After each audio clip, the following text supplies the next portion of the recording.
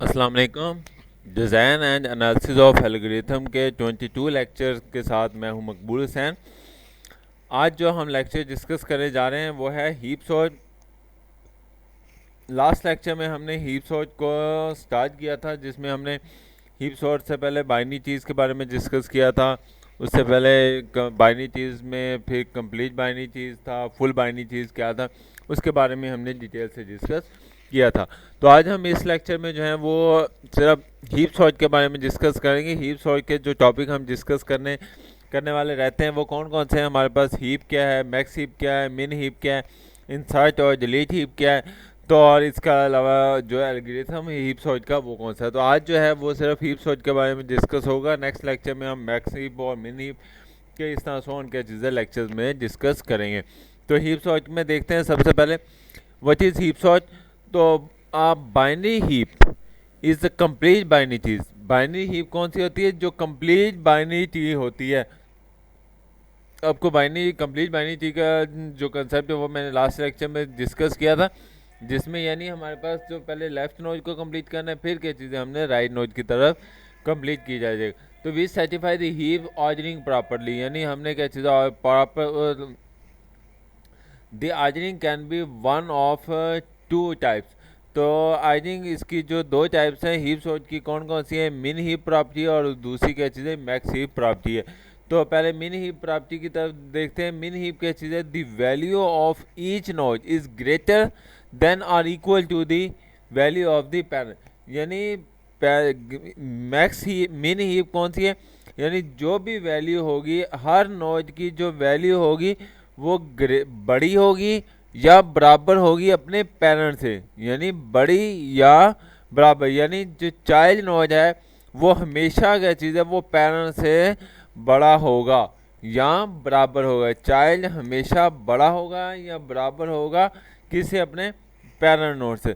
तो with the minimum value elements at the root, जो root node पर elements हो। तो उसकी एग्जांपल देखें जिस तरीके से यहाँ पर अभी मैंने बताया, यानी जो 6 है वो रूट नोड है, लेकिन 7 और जो 12 है ये क्या चीज़ है? चाइल्ड नोड है।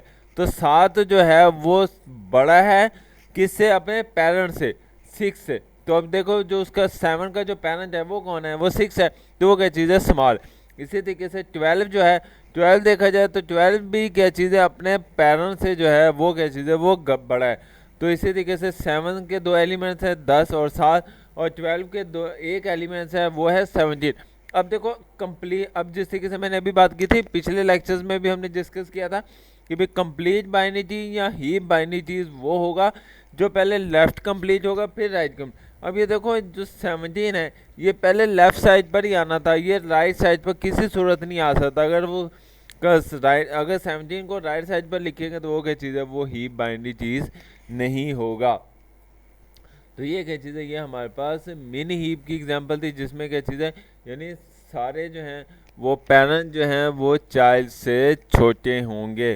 तो 6 से के दो एलिमेंट्स हैं 7 और 12, फिर 7 के दो एलिमेंट्स हैं 10। अब 7 के भी देखा जाए तो 10 और 15 जो हैं ये दोनों एलिमेंट जो हैं वो अपने पेरेंट से क्या चीज़ है? वो ग्रेटर है।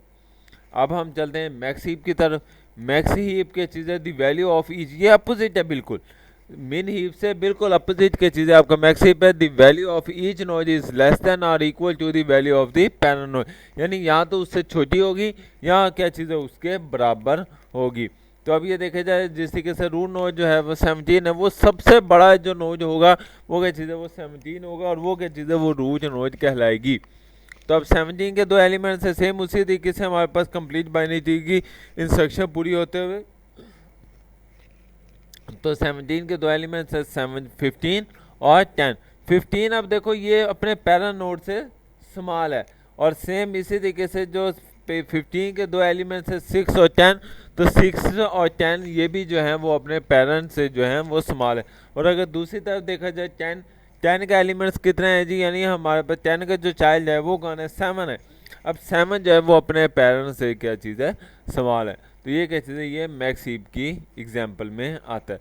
अब let us understand the help of the example. अब क्या चीज़ है? हम दोनों का इकट्ठा कंपैरिजन करते हैं, यानी मैक्स हीप क्या चीज़ है और मिन हीप क्या चीज़ है। अब ये देखो दोनों इकट्ठी है, ये मैक्स हीप है।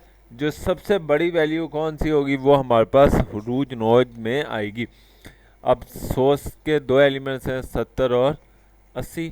अब 70 जो है इसके, अब देखो ये 70 जो है यानी 17 जो है ये अपने पेरेंट नोड से लेस है मैक्सिम में, और 17 के दो एलिमेंट्स है 20 और 30, ये भी क्या चीज़ है, ये 20 और 30 अपने पेरेंट से लेस है।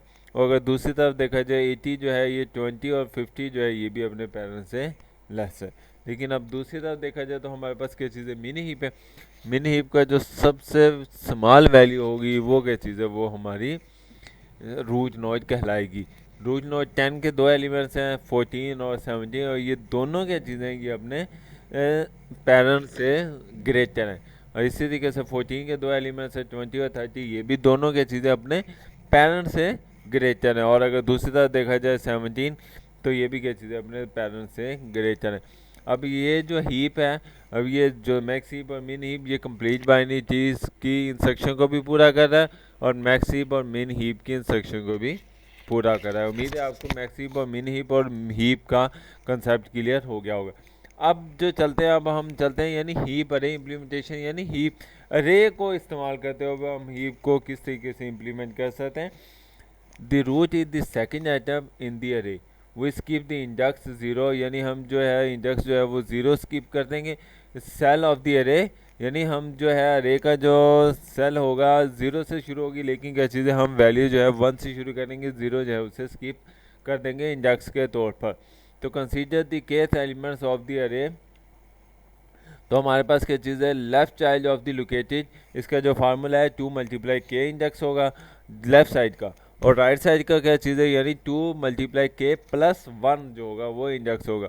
और क्या चीज़ है पैरानोड का क्या चीज़ है के डिवाइडेड बाय 2 इंडेक्स होगा। तो इसकी एग्जांपल हम देखते हैं, यानी हम देखते हैं A C B D G F और एच हमारे पास जो।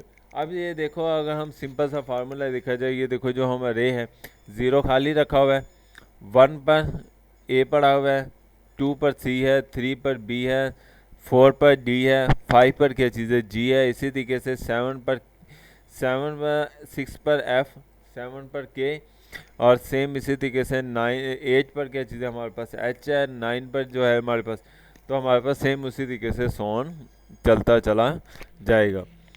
Let us understand the example of the, इसको हम क्या चीज़ें एग्जांपल से समझते हैं। इस एग्जांपल में देखते हैं तो हमारे पास क्या चीज़ है, स्टार्ट में जो सबसे ऊपर लास्ट फार्मूले को इस्तेमाल करते हुए यानी 2 मल्टीप्लाई के वाले में, तो हमारे पास सबसे पहले इंडेक्स जो है वो 1 है। उसके बाद दूसरा जो है इंडेक्स यानी पहला लेवल, दूसरा लेवल और तीसरा लेवल। अब हमारे पास देखा जाए तो हमारे पास 0 लेवल में देखा जाए यानी 0 लेवल से हम स्टार्ट करेंगे, 2 मल्टीप्लाई 0, तो यानी क्या चीज़ है इंडेक्स जो है हमारे पास 1 आएगा।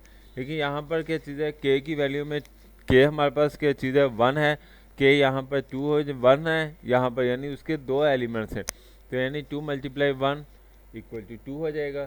सेम इसी तरीके से 6 का जो दूसरा एलिमेंट है 2 मल्टीप्लाई 1 प्लस 1, जो के का फार्मूला था के मल्टीप्लाई 2 मल्टीप्लाई के प्लस 1 था, तो यानी लेफ्ट साइड के लिए सिर्फ मल्टीप्लाई आएगा, और लेकिन राइट साइड के लिए क्या चीज़ें मल्टीप्लाई के साथ क्या चीज़ें 1 में उसे इंक्रीमेंट भी करेंगे।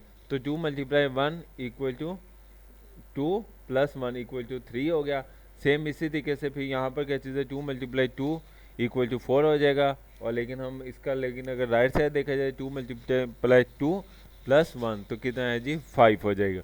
सेम इसी तरीके से 2, अब हम आगे नेक्स्ट इंडेक्स की तरफ चलें, तो यहाँ पर 0 था, फिर 1 हुआ, फिर 2 हुआ, फिर यहाँ पर क्या चीज़ें हमारे पास 3 हो जाएगा। सेम इसी तरीके से 4 5 6 एंड 7 क्या चीज़ें हम इसको इंडेक्स को बढ़ाते चले जाएंगे।